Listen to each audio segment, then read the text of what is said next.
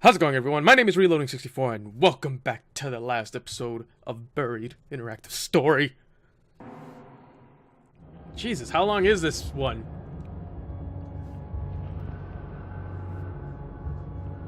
I lose track of how long the elevator descends. It's hard to tell due to the lack of lighting, but it must go another 500 feet underground. The elevator comes to a stop with a shuddering clang, and I waste no time exiting. A tunnel stretches out with sparse white bulbs lighting the way. Most of the wall is made of raw earth and rock, but there are boards and concrete slathered in the areas used to reinforce the tunnel. I see a warning sign posted on the wall. I want to read it, but there's not much time.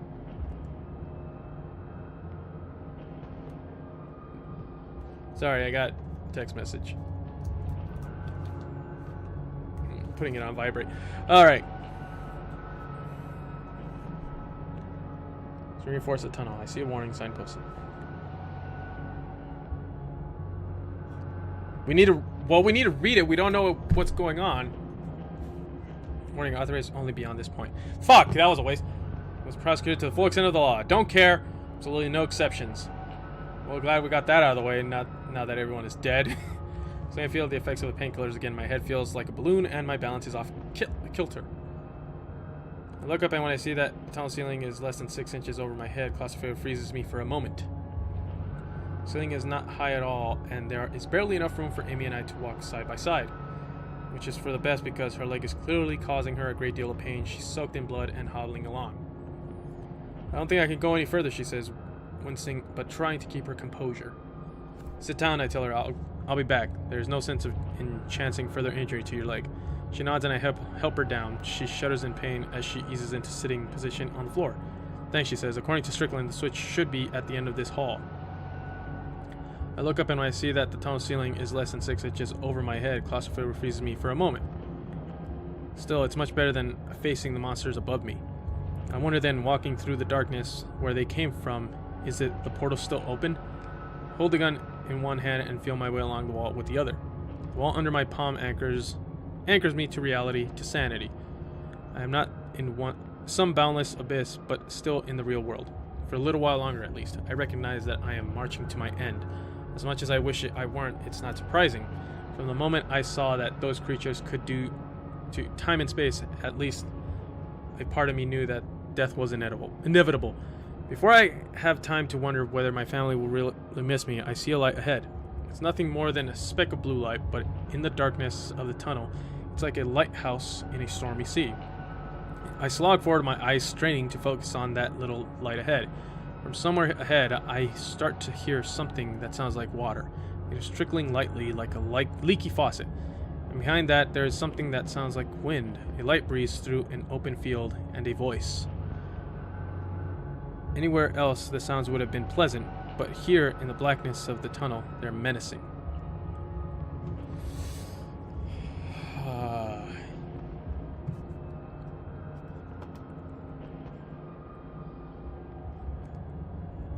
Maybe we should stay quiet, because Strickland is going to be... I'll make a sound instead of trying to make sense of what's going on around me.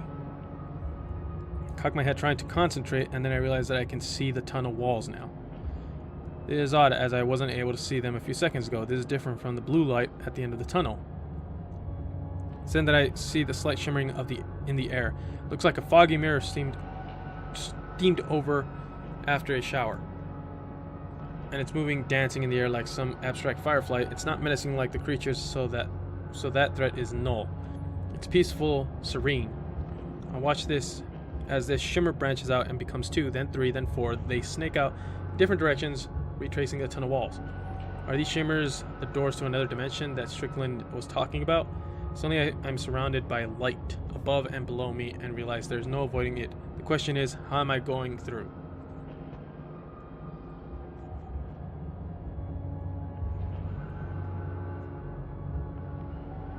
Feet first! I'm going to resist. I step forward where the tunnel wall should be. When I do, those shimmer lights branch out even more before connecting to one perfect circular form. They're hypnotizing so much so that I don't realize that the tunnel walls are vanishing. I feel something like wind and brief electrical pulse pass through me as the lights take me.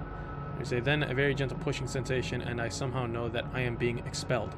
I pass through something, maybe the lights, maybe the tunnel walls, I don't know. But the shimmering lights fade a bit, still dancing in the air, but no longer large and branching out. And as my eyes adjust, I see right away that I am no longer standing in the dark tunnel far beneath the hangar. I have no idea where I am, I'm just somewhere else. And I'm terrified. Whew. So did we walk through a portal?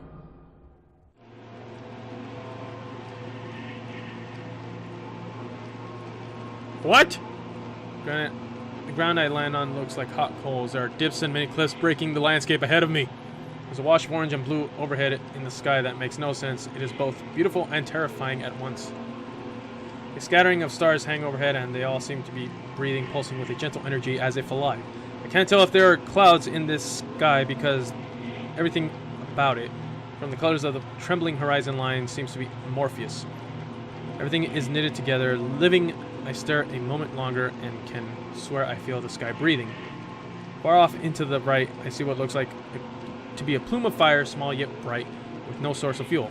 It looks as if the ground itself is creating the flames. Several more of these flames dot the landscape further out. The air is thick and muggy. Then I realize something horrible. I don't know if what I'm breathing here resembles air at all.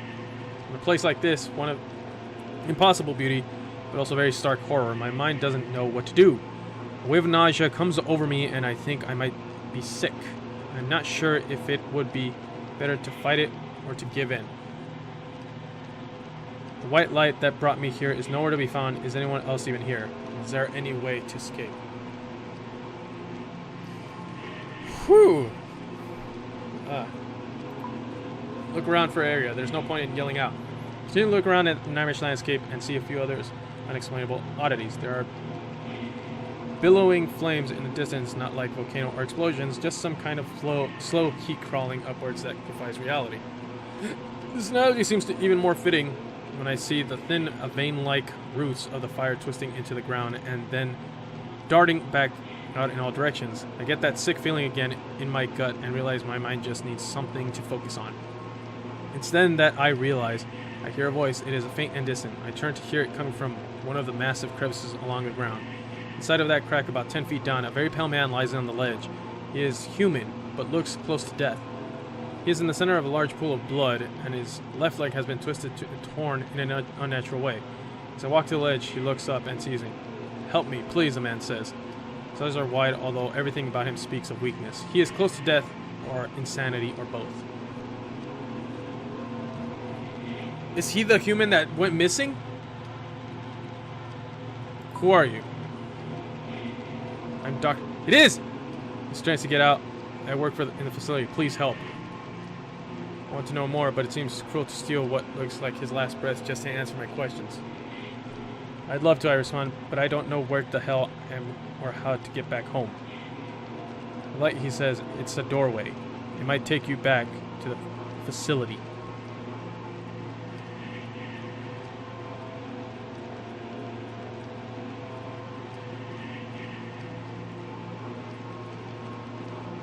Where did it go?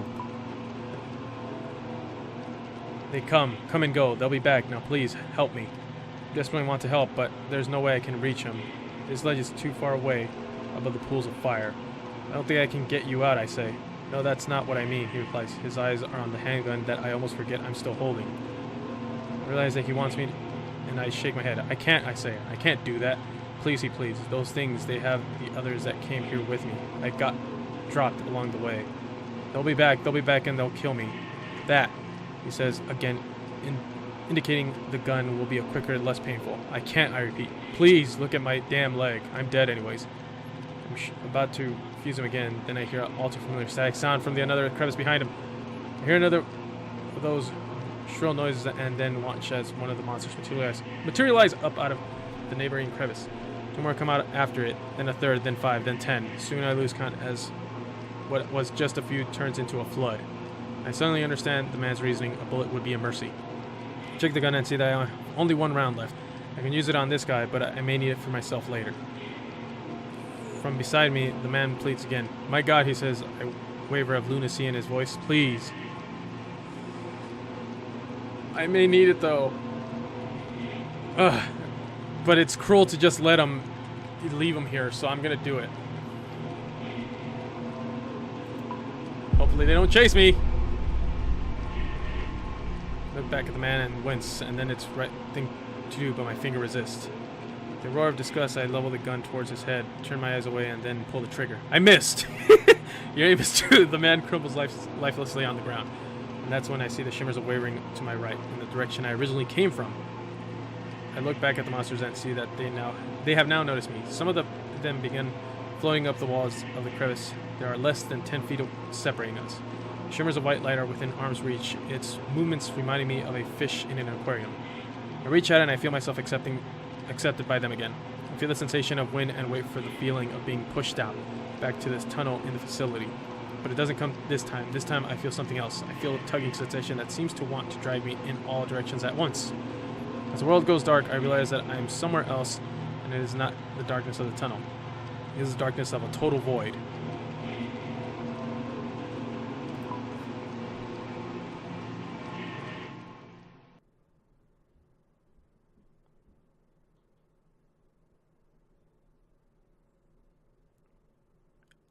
There is darkness around me everywhere, nothingness. I feel nothing under my feet, nothing to my sides. I can't touch or sense anything at all.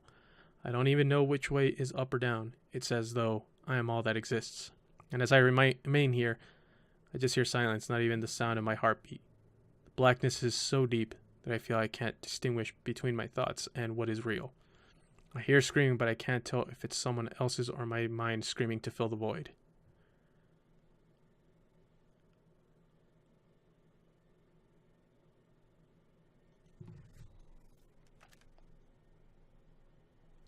Sorry, I thought I heard something.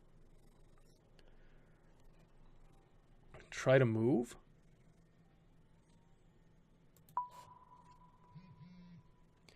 Try to kick and move my arms, but it's not working.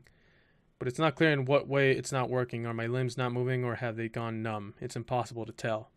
My body has just become absent of all sensation. I assume this is the place that Strickland referred to, that place between dimensions.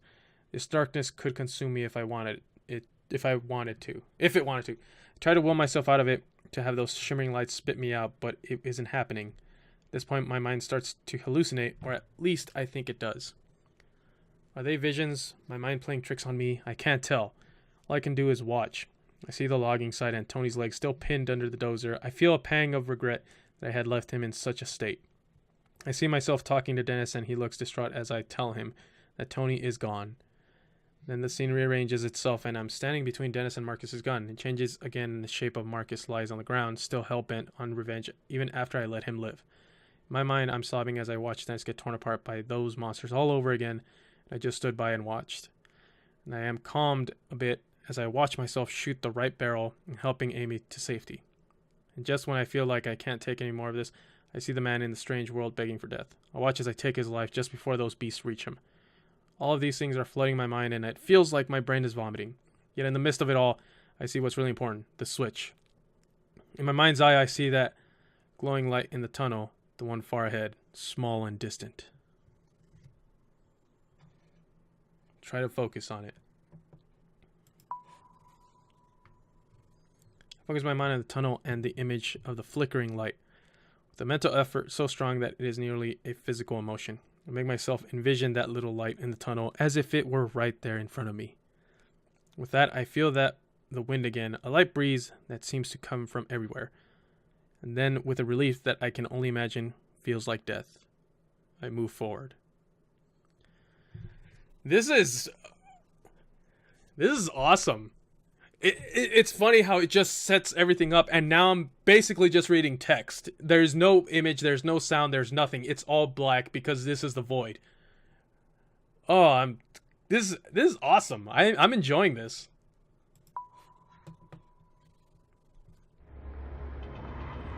We're back. And I think there's 5 chapters in this game. I'm ejected from the void and I'm suddenly standing in the tunnel again. I let out a wail of triumph that turns into a bout of weeping. The weeping only intensifies when I see that light up ahead, a flickering blue light. Somewhere behind me I hear a crackling noise. I think of Amy down the way, but by the elevator. Have they reached her? There's no way I can find out for now. I have to keep on with my plan. Besides, if it works, we're all gone anyways. I feel like I can listen to get a better read on where they are, or I can just make a break for it. Run to the blue light. Listen.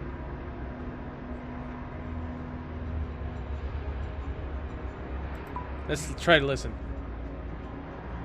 Try my best to listen, attempting to figure out how far away they are. But the sound carries strangely down here. Right now, that static sound makes it seem like they're about 30 yards away. Knowing my time is running out, I run as fast as my aching and confused body will allow, headed straight for the blue light. As I run, I see a different light, a white one, flickering in my peripheral vision. It's another one of those shimmers that go to other worlds. It seems they are appearing and disappearing with more frequency now. Strickland was right. These things could reach the surface soon, unleashing more monsters. This thought makes me refocus on the blue light, the man-made light, the switch. The blue light gets closer, and as it does, I can make a square shape around it. This has to be it. The familiar static stream of monsters is much closer now. I have to be quick. I grip the gun tightly, regretting my decision to use the last bullet on the man in the other world. Looks like all I'll be using for this is as a bludgeon. I run ahead into the darkness, my eyes locked on the switch that I assume is going to kill not only the creatures, but myself as well. As I approach, I see the lever. It's covered by a glass box that I will need to break. The blue light is directly beneath this, highlighting a series of tubes and wires that snake into the inner workings of the device. In the middle is blackness, not like a darkly colored part of the machine, but just a hole in reality. It looks like some sort of illusion. All the while, I can hear the static of the creatures coming up dangerously close now. I have no idea how much time I have. Smash the glass! Draw back and stock the gun and smash through the glass box that houses the lever. Glass shatters is like music to my ears. I reach out for the lever in my hand, grasping it. Without warning, I feel immense pain course through my body. It feels like fire racing down my back, causing me to fall to one knee in agony. There's only one of them that I can see. It blasts horrible static noise at me as I ready my gun. No bullets left. I get ready to use it as a club. I try to strike. The monster bats the gun away, warping it into an S shape, then follows up by swinging its appendage at me. The sting of its touch forces me to back against the side of the cavern, my face striking the wall hard. My jaw crunches, and I feel a sharp pain encompass my head. Then the creature is upon me again. Its tentacles melt into me. I scream, I can't help it. I sound like a wild animal. I can try to keep fending them off, or I can go for it broke and just focus on the lever. Creatures be damned. Spring for the lever! Put all my strength into my legs, and the moment the monster in front of me draws back its eel-like arms to grab me, I pivot backwards. That strikes the machine, sending agony rocketing through my body. I'm so thankful I broke the glass before this moment, before the coming violence. I stretch out and grab the lever, with one last desperate scream that shreds my voice, I jam it down. The tunnel is suddenly filled with a flash of intense darkness. It expands from the switch, swallowing the matter around it. At first, I'm sure this is the end of me. I expect the darkness to consume me, followed by death. But then another shimmer of dancing white lights appear next to me. There are more of those streams of light, rips in space like the ones that previously sent me to the other ungodly world and the void. Nothing else to do but die. I try to escape into the shimmer. When that stream of light envelops me, the expanding darkness of a switch is gone. I feel like a huge push. I feel a huge push. Ugh! Man, how much longer is it here?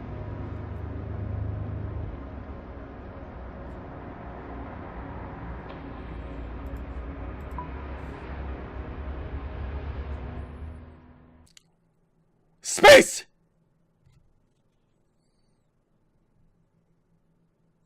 My body feels stretched, collapsing like I'm falling in all directions at once. The world goes wide, and then there are the pinpoints of stars everywhere. One of them breezes directly by my right, and I see something that looks like a spiral galaxy soaring in front of its folds. To my right, I see an endless stretch of stars and gas clouds forming some galactic architecture. But beyond the immeasurable beauty, I have noticed something. I am seeing the same star patterns over and over. They are repeating like reflections in the endless mirror. Are these different? Different versions of the same galaxies, the same realities. To my left, I see a calm blue world, I can barely make out trees, familiar Kentucky trees that have been around for the last few weeks. To my right, I see a copy of an orange world, and where there are trees as well, but something is strange, disturbing. As I zoom by, I'm not sure how much control I have in this unusual place, but if I can direct myself, it's worth trying.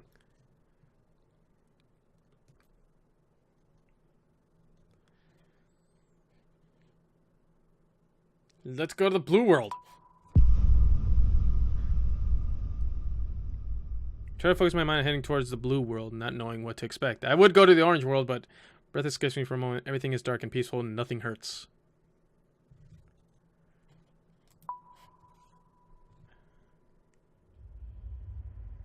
We're back! I was so curious about the orange world. With breath back inside my body, I gasp and open my eyes. I'm back. Back at the logging site. How, I'm not sure. Did the shimmers react with an implosion of switch? The switch, some other accident? I have no idea.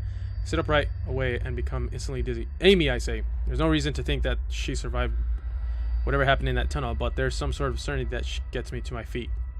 I wonder if I somehow back, what? In time, before we found the facility, but what happens next makes me realize that can't be true. As I start walking forward, I feel a tremor in the ground. Somewhere off in the distance, I hear a metallic groan. The buried facility is being ripped apart under the ground by the activation of the switch. Trees are splintering and falling to the east, and I can see them toppling just like dominoes. There's no way Barksdale and Marcus survived. Good riddance. I start to walk away in the opposite direction of the falling trees, but then I hear a woman's scream. I turn back and see a stumbling figure come out of the forest.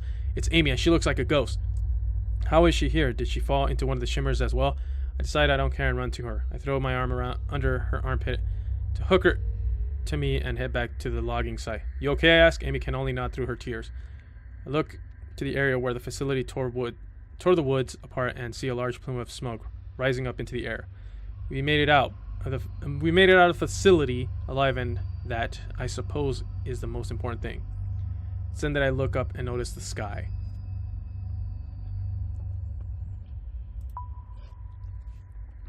Okay. Hey, it's the beginning. The sky is beautiful and familiar, unobstructed by the trees that had been standing several minutes ago. There's trees. I take my trusty hard hat off my head and exhale, letting my body relax. It's finally over. I'm not sure how long it will take me to get back to some semblance of life, but I know one thing for sure. Any day above the ground is going to be a good day. I thought there was 5 chapters, not 4. The end. Makes me kind of wish I chose the orange planet just to see how it was. Okay. Tough it out. And 36% decided to take the painkillers. Who survives? Yeah, shot the right barrel, keeping Amy alive. Oh, so she could die. Mercy, you and 30% of players mercifully killed the man who asked for death. What? What is wrong with you? Going home. You and 83 headed towards the blue world and went home.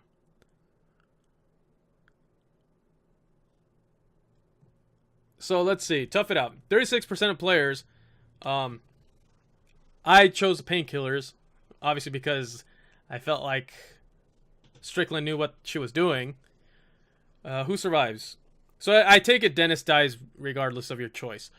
Let's see. So apparently Amy can die as well. So I kept her alive by accident because I forgot the barrel. Mercy. 30%. Only 30% of you decided to let that guy suffer? What the? I mean, to show mercy? What happened to the other 70%? You guys just let that guy suffer. Going home. You and 83% of players headed towards the blue world and went home. Oh, I want to go back and just choose that orange world. Just to see how it looks. Or actually, no. Oh, no. It could have been a different dimension of... No, it was saying that it was a different version of Earth. I was thinking, what if it's that world that I went to where I saw the guy? But no, it's Earth, but with orange planets instead. So is that it? Can I go back?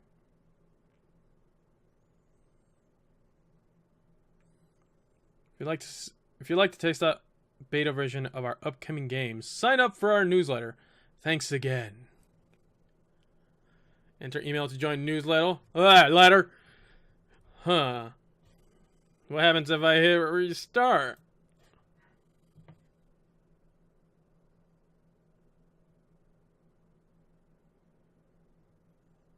Alright, yeah, that's pretty much it. That kind of sucks that this is the only 5 chapters. Play straight through at your own pace. Yeah, it says 5 chapters. I was only in chapter 4.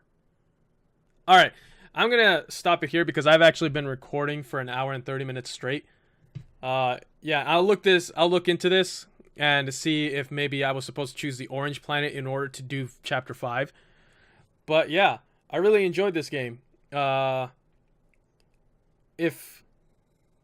If there is any way I can go to a chapter 5, then obviously you'll see another episode. But if not, I'm just gonna give my final thoughts here.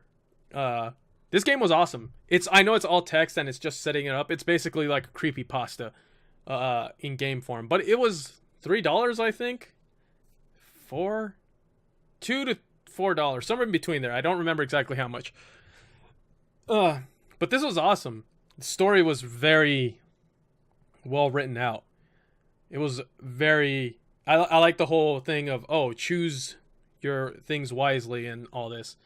I wonder if it does have any effect on you whatsoever, as in the type of person you are in the end. Because at that end, when you were in the void, all you saw was nothing. You didn't see anything. You weren't in any part of the world. And it was just showing your decisions that you made, the ones that were important. It just showed you back those, and you were just rewatching them in your mind. But yeah, I really enjoyed this game. This was awesome. The whole thing of science fiction and of different dimensions. I'm really interested in that sort of thing when it comes to science and stuff. But yeah.